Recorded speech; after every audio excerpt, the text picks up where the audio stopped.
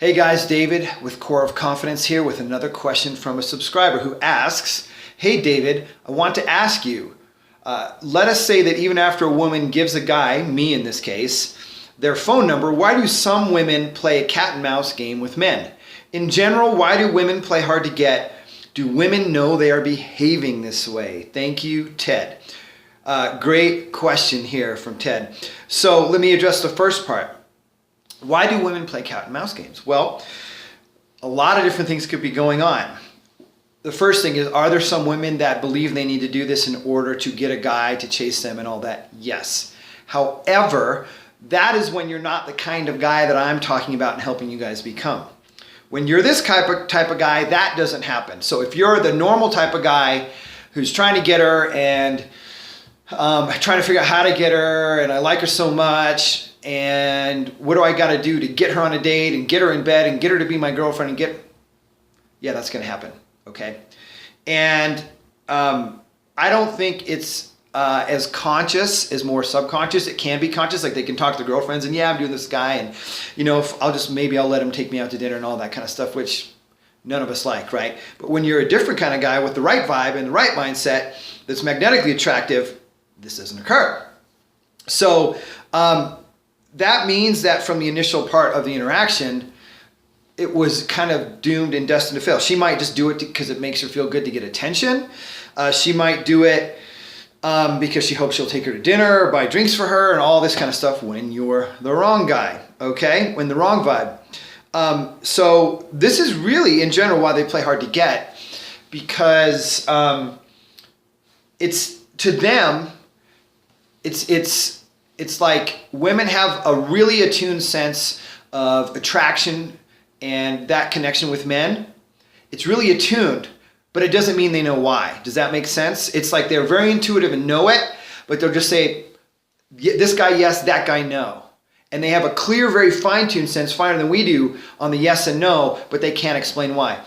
If you ask them to explain why, you may or may not get valid reasons, because they might just feel they need to make something up, or they don't want to hurt your feelings. Now, some women, of course, will give out their number because they don't want to reject a guy, and they may go back and forth to be nice, too. Yes, not all women are evil. There are evil women out there. There are not evil women out there. There are nice and great and good women, just like there are evil men and not, right? And women sort of can't help it. It's like attraction is not a choice. Type of thing here. It's really true. Sexual attraction is what we're talking about. It's not a choice.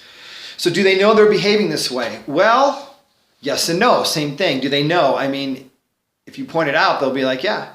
And they'll just be like, well, I'm just not attracted, or I'm attracted, or I can get this out of them, or this or that, or whatever, right? So that's the deal on that. And so again, the key is to be working on your vibe and your mindset, and being the guy that you are attracted to. Like, literally, I do mean it, like you feel sexy just by being who you are at home alone, and that carries out to the world. I'm not joking. This is really how this thing works. That magnetic attraction is something that you don't want to be able to turn on and off. You want it always on, because then you're just that guy, right? And that's what we have to work towards. That's what you've got to work towards in the mindset, so that you're set up to succeed.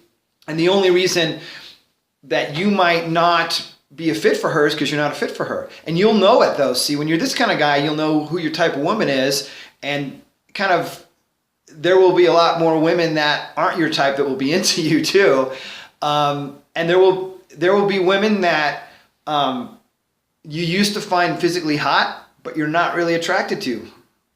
How about that? Because we're talking about an energetic level here, along with the physical beauty, right? If you're more experienced with women like I am, and you've slept with a really hot woman who's a dead fish in bed or doesn't have an energy, you're kind of like, why am I doing this? And no offense to those women, but it's almost like you might as well be having sex with a blow-up doll, because there's not the energy and connection there. I'm not really trying to demean these women, but it's kind of like, you know. And then you can have a less attractive women that you have these amazing experiences in bed with. You're like, holy crap. You know, and that can happen with attractive women too. I'm not saying, but it does happen sometimes with women that they think they can get by on their looks and they don't have to do stuff with certain women. Not the women that are smart and figured out that also know their looks are going to fade eventually, right? They've got to be more than this. Kind of an interesting phenomenon if you ever check up on old supermodels. They're still attractive and older, but they were smart and they started their own businesses and they knew, or they managed other models. And these are more of the high quality when we're talking about. They're more well-rounded. They're not just, I'm so hot and I'll get whatever I can take as long as I can and kind of be a leech. They know that they have this physical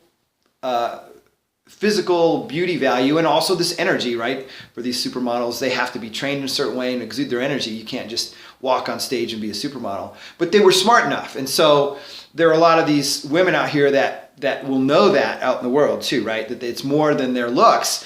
And so they know, hey, I got to be good in bed. Hey, I got to be good at home with my guy. Hey, I got to be good out in the day and I got to be a good person. That's the kind of women we're talking about. And whether you want to, even if you want to date a lot of multiple women casually, you don't want to be hanging out with a jerk woman who's super hot and a jerk, right? Like that's just a waste of your time. Do you want to hang out with friends of yours that are jerks? Would you be friends with a jerk? No, same thing. So that also means we got to take down, notch down how much we value the hotness or attractiveness of a woman. We still value it. Of course we appreciate it, but it's not the only thing, which puts us in a powerful position of qualification as well. Anyways, more to say that on that in other videos. This video's gone a little bit too long. I like to keep them short, quick, laser advice for you guys.